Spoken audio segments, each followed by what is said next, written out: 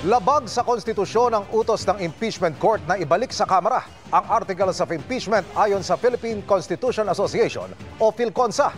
Panghihimasok umano ito sa Kamara na siyang tanging sangay ng gobyerno na may kapangyarihang gumawa ng impeachment complaint. Kita nyo? Napakalaking violation po ito. Sobrang laking violation. Bakit po ganun kalaki? Kasi po, yung transformation from Senate na naging korte ka, pinagkatiwala sa'yo ng konstitusyon at ikaw ang napili ng konstitusyon para maging hurado, hindi ang Kongreso. Sila po ang napili ng konstitusyon. Bakit sila napili? Kasi nga po, dati po, ang Senado po ang huling sandigan ng katotohanan.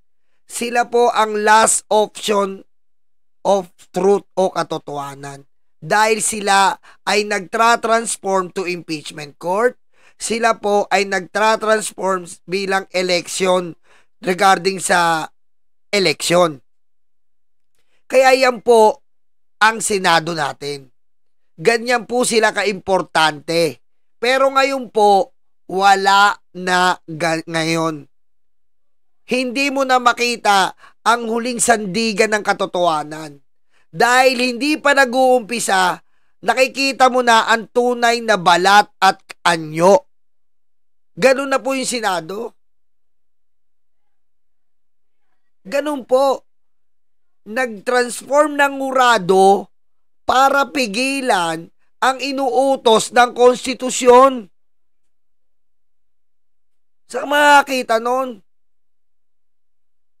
Sila ang inaatasan ng Senado para lumitis sa mga opisyal na matataas para managot at hindi mag-abuse of power ang mga matataas na opisyal ng gobyerno natin. Pero ang nangyayari po ngayon, yung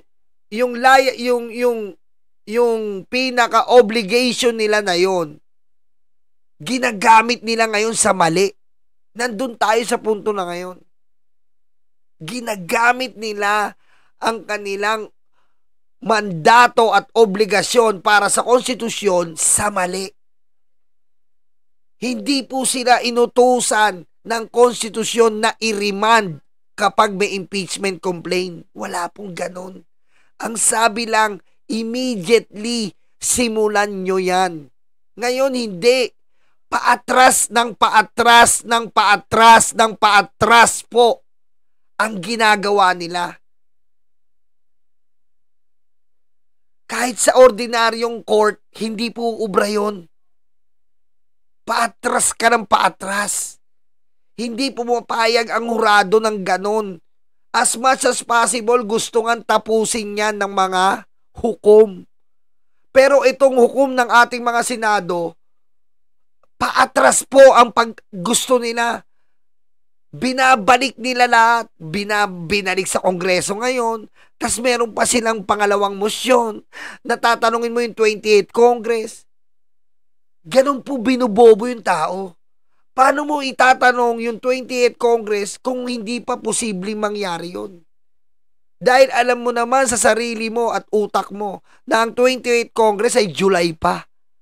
Bakit mo kailangan magsagawa ng motion na hindi pa naaayon sa kasalukuyan? Nagkakaroon ka na kagad ng reservation. Sa paghahanap ba ng katotohanan, maghahanap ka ng reservation? Magsiset ka ng sitwasyon na kung saan hindi pa nagaganap pero nandun ka para sabihin mo na hindi tayo gagalaw kapag hindi pa dumating itong 20th Congress. So, anong ibig sabihin nun? Ang paghanap ng katotohanan ngayon, naka-schedule. Tama po ba yun? Ha? Tama po ba yun? Ang paghahanap ng katotohanan ngayon naka-schedule. Ang impeachment ngayon, naka-schedule siya. Meron siyang condition na hanggat hindi kayo nagto-28th Congress, hindi tayo magpo-pursue. Saklap, no? Nakatutok si Mav Gonzalez. Napagkasunduan na kagabi ng Kamara na isertipikang sumunod sa saligang batas ang pag-impeach nila kay Vice President Sara Duterte. Pero sa ngayon, wala pang natatanggap na anumang pleading mula sa Kamara ang impeachment court. Kita mo? Tignan mo si Cheese. Tignan mo si Cheese. Sagot kagad siya. Biro mo ang sagot niya kagad. Wala pa kami Parang ano to eh. Parang ano to, ewan ko dito. Ano ba to? May tapaho na ba to? May tapaho ba to? Hindi ka pa nanonood ng balita? Kay Senate President Cheese Escudero na nagsisilbing presiding officer nito. Balita pa lamang naman yan sa media at wala pa kaming formal na natatanggap. Lahat ng komunikasyon ay dapat sa pamamagitan ng pleading at hindi sa social media.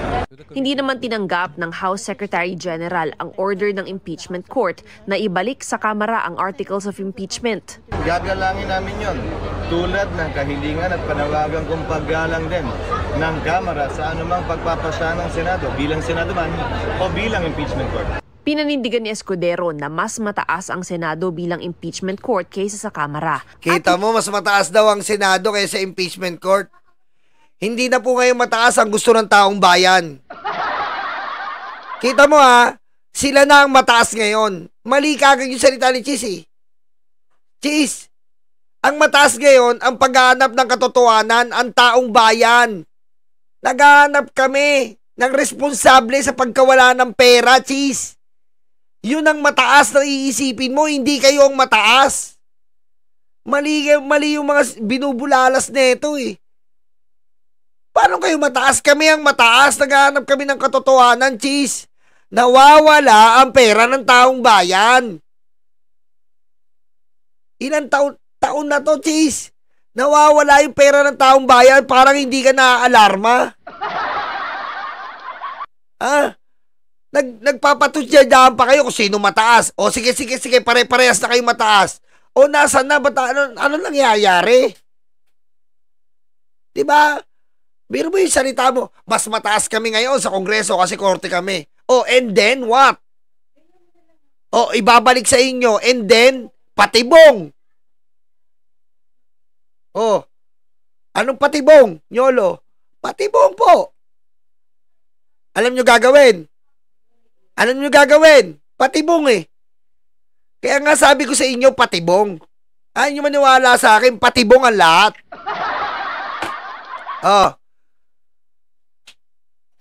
Nangyari na yung sinabi natin, yung pinag-usapan natin nung isang araw. Ano nangyari? Patibong. Bakit patibong, Nyolo? Ibabalik. Pagkabalik, hindi papayag ang Senado. Anong gagawin? Dadalin sa Supreme Court. Patay na tayo. Ayan na. Patibong.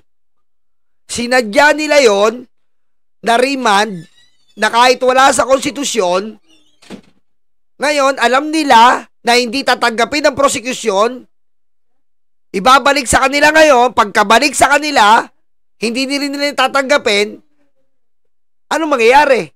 Idudulog nila ngayon sa Supreme Court.